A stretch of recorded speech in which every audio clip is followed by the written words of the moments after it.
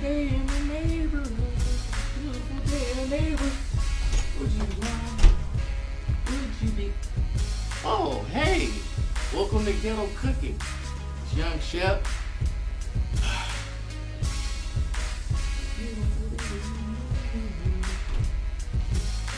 Today, I know y'all heard about macaroni and bologna. Today we cooking mac and phonies. Come over here to the kitchen. Alright, man, you know what I'm saying? We call this mac and phony, man, because you know what I'm saying, for sure we got the bologna. Let me show y'all the ingredients right here. We got the bologna, and we got the macaroni. So, you get what I'm saying? Mac and phony. Bologna, you get what I'm saying? Anyway, we like to make this real cheesy. You feel what I'm saying?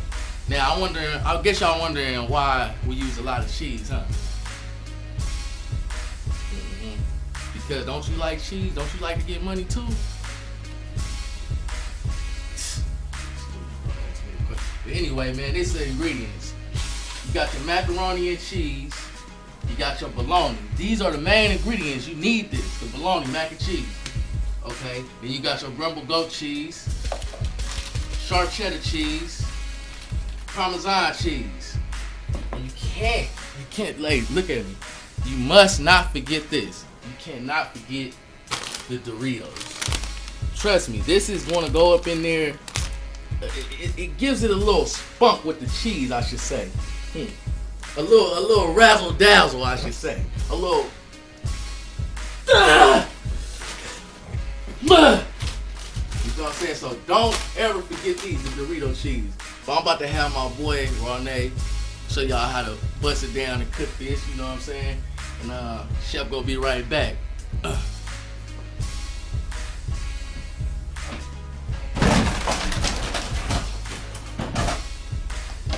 Hey, welcome to Ghetto Cookin. You know, this raw names in here, you know. Almost had an accident there. So, I'm the man when it comes to the Mac. You know what I'm saying? So, what we gonna do right here is the first process when you messing with that Mac. See that Mac is Western Family Nice Edition, you know what I'm saying? Nice and cheap right there. This is Ghetto Cookin, so you know, check that out, you know. Yeah, we use boxed macaroni because it gives it that old school flavor. So what you do is, if you follow me over here real quick, you gotta have your water boiling, preferably 6 cups. You know what I'm saying? We like to use that Aquafina. And you gotta say it like that or else it won't taste right. Aquafina. So how you say it again? Aquafina. Let me see.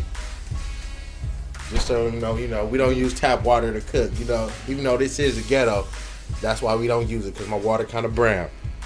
But anyways, you know. So what we gonna do is we gonna just take this Mac, shake him up right there. You gotta check for rodents and shit. You know, don't want no roaches hopping up this thing. Anyway, you gonna dump this Mac in the water like so. And I like to swirl it around to make myself feel like a big man. Like is it a certain way you supposed to dump it up in there? You know, you see that swirl, that wrist action, that twirl? You know, it just make you feel important. It really don't even mean nothing. You know, yeah, I just like to feel good, like I'm doing something. So anyway, we're going to let that sit, let that boil for about 7 to 10 minutes. You know, I like to let it boil a little longer, let that noodle get real soft and juicy, you know. And so we're going to sit that there, and I'm going to come back to you and show you the second process to this Mac. Oh, my bad. Steam kind of burned me, though. So look, this is what y'all do next, man. Now pay attention, because you do not want to burn your wrist or your nostril or any other part of your body, because the steam is hot, you know. So what you need to do is you need to take this over to the sink. We're going to dump this out. Not all the way, though. That's the secret. Most people, when they make mac, they want you to dump all that water out. All that oxygen getting out of here. So we're going to keep a little bit because it helps the cheese melt. Don't trip if you lose a noodle or two. It's going to happen. You know, it's gonna happen. You know, casualties of war. What, don't you supposed to put milk inside mac? Oh, milk? Oh, that's just be patient now. Just be a little bit patient. That was my main point that I was getting to next. Okay, guys.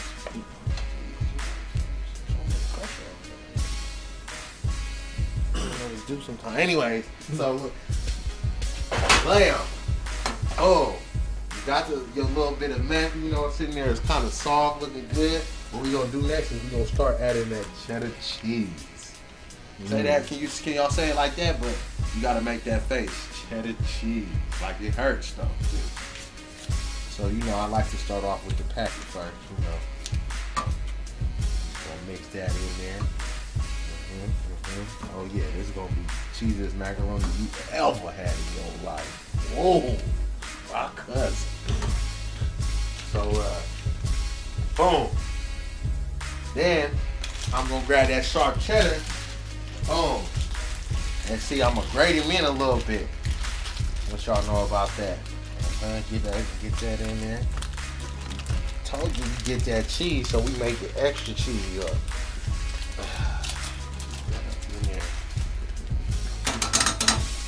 Alright now. See that looking cheesy? Get that little whiff or two. You know, see it's kind of melting in there. And we're not done yet. You gotta get the mac and phony, y'all. Mac and phony. I'm gonna leave the crumble. Try to leave the crumble goat cheese for last. Yeah, you know.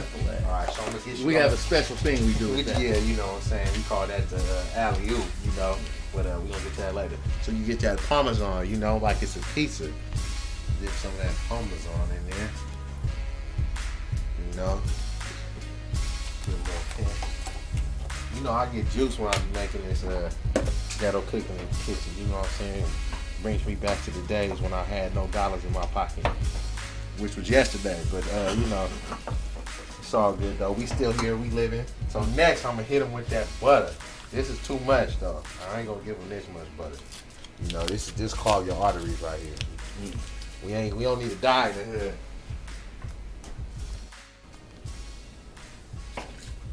Damn, that's a lot of tablespoon right there. Throw that in there. Now this is where you put your milk in. This is when you get that milk. You put that Coke White in there. You know, let that sit there aside. But what y'all don't understand is we gonna turn this back on in a minute and let this, you know, marinate. Now that that butter that melted in there got all good. You know what I'm saying? Real good. I'm gonna crumble up these Doritos. You know, people always ask me why I say stuff with so much force. I don't know why. You know, that's the feeling I get when I hold it bad. That's why I don't say Doritos. That's why I say Doritos. Because that's what I feel from it. You know, I'm sorry. Anyways, you mash them up. Go ahead and throw them in there. Notice, you know, I don't really have the fire on because I didn't want to lose the moisture. I really didn't want to even lose the moisture that collected from the combustibility of all the ingredients when they're really merged together in the nucleus. So, you mix that together a little bit, and now, here's where the fun begins.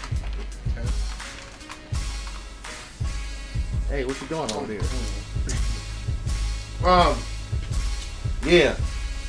So, the last ingredient, excuse me, y'all, is that crumbled goat cheese, you know? And like I said, this is where the fun begins. So, you know, I'm going to throw a little bit in here. Then I'm going to show y'all the special technique for the big pieces. This is the little pieces, y'all. You got to grab little pieces, throw it in there. You know? But then we always find that one piece we call the rock.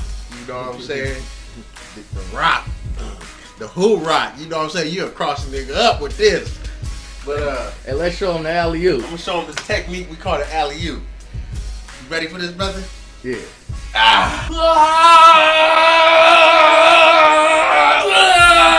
Let's go, baby. Go ahead. Got moves like Jagger. Got moves like Jagger. She got moves. Hey, I see you caught me at an awkward time. You got your bologna cooking and you got your mac done. Now, don't y'all notice how the macs, I mean the phonies I should say, always want to join the macs? So what you do is,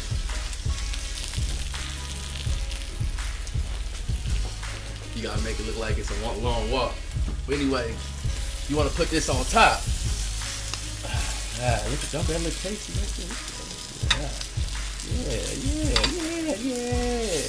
Yeah. Now, with this, you can put your little twist. Did y'all catch that phone? Now, if you want to put your twist on it, you can put a little hot sauce on it. You know what I'm saying? Some mayonnaise on it. You know what I'm saying? You can even make this with a spread, a noodle. I had that in the first episode. Didn't I? But anyway, you might don't use all of them because some of them just don't make the cut. I'm trying to tell you, the other one dropped and it just didn't make the cut. Now, sound like Coach O'Keefe, huh? For the taste test. One more take. Just the way it just sits in your mouth and just hits the roof of your taste buds is just amazing.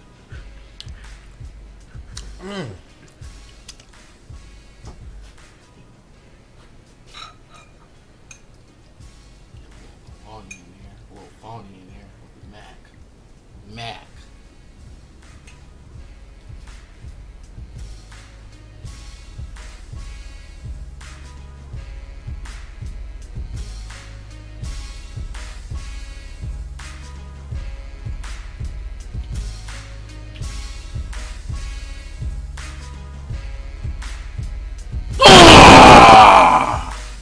Oh, this is the best, man.